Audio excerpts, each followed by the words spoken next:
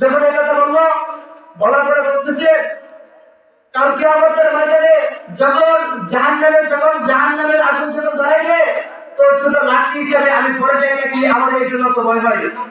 যখন এই কথা বললো, তখন দেখা যায় ছোট বাচ্চার মধ্যে কত ইয়াকিন, আল্লাহ তাআলার কত ভয় ওই ছোট বাচ্চার মধ্যে, যে বলতেছে আমার মা যখন আগুন ধরাইতো, তখন ছোট ছোট লাঠি দিয়ে আগুনটা ধরাইতো, কাল কিয়ামতের ময়দানে যখন জাহান্নামের আগুনটা যখন ধরাইবে, ওই ছোট লাঠি হিসেবে আমি পড়ে যাই নাকি, আমার এই জন্য তো ভয় হয়।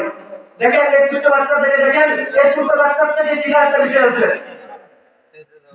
তো আমি এখন আপনাদেরকে কলম নিয়ে আলোচনা করবো, যে আমাদের কলম কিসের জন্য কালো হয়। যখন কোন ব্যক্তি যখন একটা গুনাহ করে, তার কলমের মধ্যে একটা দাগ পড়ে যায়। যখন সে আরেকটা গুনাহ করে, তার কলমের মধ্যে আরেকটা দাগ পড়ে যায়। যখন সে গুনাহ করতে থাকে, তো প্রতিদিন একটা করে দাগ করতে করতে তার কলমটা কালো আঙ্গের মতো হয়ে যায়। যখন তার কলমটা যখন কালো আঙ্গের মতো হয়ে যায়, তখন তার নামাজ ভালো লাগে না, তার ইসলামের মধ্যে যে সমস্ত মালার কাজ আছে, ইসলাম বিরোধী যে সমস্ত কাজ আছে, তার এগুলো ভালো লাগে না। কিসের জন্য ভালো লাগে না? বললাম না যে সে যখন একটা গুনাহ করে, তার কলবের মধ্যে একটা দাগ পড়ে যায়, সে যখন আরেকটা গুনাহ করে, তার কলবের মধ্যে আরেকটা দাগ পড়ে যায়। ওরকম ভাবে সে যখন গুনাহ করতে থাকে, তার কলবের মধ্যে দাগ পড়তে থাকে।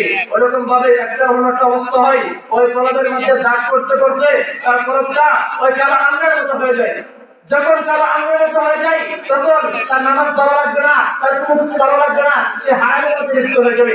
তার যে সমস্ত হারাম কাজ আছে, তার এগুলো তার ভালো লাগবে। তো ওই কলবকে পরিষ্কার করার একটা মাধ্যম অবশ্যই আছে। যে কলব কালো হয়ে গেছে, তাকে পরিষ্কার মাধ্যম হচ্ছে জিকির। যেরকম ভাবে